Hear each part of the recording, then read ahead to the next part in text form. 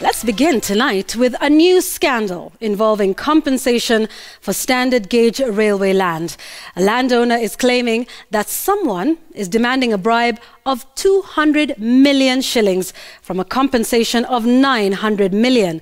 This would be the single largest compensation to one entity. A vicious fight for the money between a bishop, a flashy politician and the National Land Commission has caught the eyes of investigative and anti-graft agencies. And as Samogina reports, at the center of the scandal are audio recordings of discussions detailing just how the loot was to be shared out. Along Magadi Road, the construction of a super bridge for the SGR Phase 2A is underway. The mega structure standing tall, dwarfing everything else beneath it.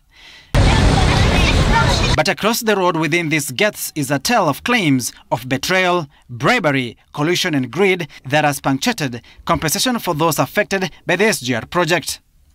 The saga here began in 2017 for processing of the 12.6-acre piece of land to be acquired for the SGR. But in 2018 January, the institution was prevailed upon to allow the contractor to begin erection of the 13 pillars for a super bridge that crosses the entire piece of land. This was way before payment processing. And so because we were thinking goodwill, we'll pay back with goodwill. But I think we were wrong. We regret today, why we let them in. We should have just said no. The institution claims their land valuation report triggered interest from within the National Lands Commission, and it is at that point that a flashy politician and businessman, Zahir Janda, came into the picture. At that point, we were introduced to an individual there who I thought worked there, and I thought he was going to help us, with this process. Who introduced you to the individual? We were introduced by somebody in the Land Commission, a top official there. I mean, we met this individual in his office. The church approached me for my services as a consultant. And I accepted. We sat down, talked and agreed on a deal. And my work was very simple. Consultancy services. Zahir was claimed to be a personal assistant to the NLC chairman Mohamed Swazuri with the brief to negotiate kickbacks from the institution to hasten their payout. And he was even part of looking through our documents. Every time they ask you, where's your original title? I would give the original title, then show it. The guy would look at it and say, okay, it's original. So I was under the impression he works there. But Zahir denies those claims, saying he was contracted by the institution to help them push and negotiate for faster processing of their payout. That the training institute contracted his company, Altana Corporation, on the 22nd of May, 2018. I signed an agreement. It was a deal. I never put a gun on anybody's face. There was a professional undertaking from the lawyer.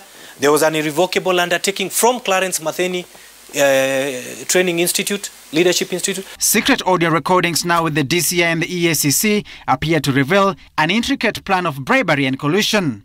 Such big monies, everybody's looking at it, So that's why we decided, Chairman told me, go and talk to your friends, sit down with them, let them come up with a figure on how we are going to work. Kwanza huyu jamaa ni mwerevu sana.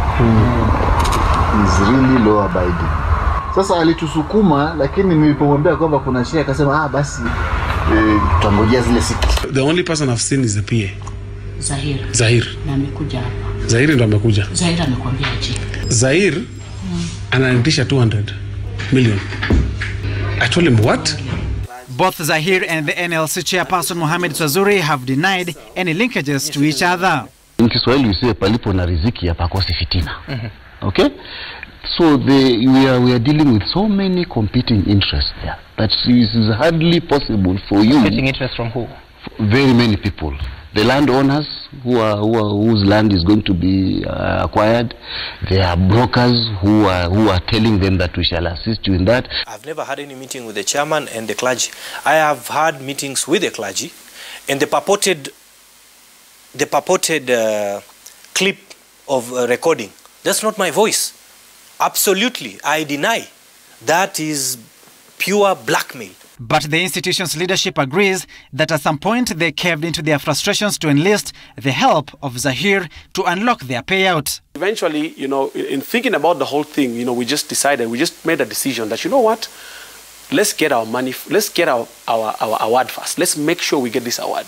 We're going to fight this battle later. And so, by the wisdom that we had, we went ahead and said, fine, you help us. And in the process of that, you know, we were given our award. We agreed on what was to be paid to my company, which was 15.3% of the valuation, which at that time we didn't know what was the value. The Bible Training Institution is the first entity to be awarded such a colossal amount in compensation, 927 million shillings. But when it was due, Zahir went to court to stop the payment and compel the institution to pay his company 200 million shillings. Both parties now walking around with court orders from Kajiado law courts urging NLC to pay them. The court ordering NLC to pay Clarence Mathini its balance not in contest, that is upwards of over 700 million shillings, while the contested amount can be settled out of court or be put in a joint account of the lawyers representing the warring factions. On his part, Zahir obtained a court decree from the same court dated 18th of January 2019 ordering that he be paid 148 million shillings from the deal. So Schedule 1 was paid, Schedule 2 was paid, we are waiting for our money. Schedule 3 is when now, you know, we found ourselves again in a court case, because the initial people who were trying to help us had taken us to court. When they realized that the money has come, then they terminated my contract. And I was very furious. And that's when I went to court. The matter is up in court on the 4th of February in Kajiado. At the moment, the Bible Training Institution is yet to receive its pay, nearly 19 months later since the process began. Samugina, Citizen TV, Nairobi.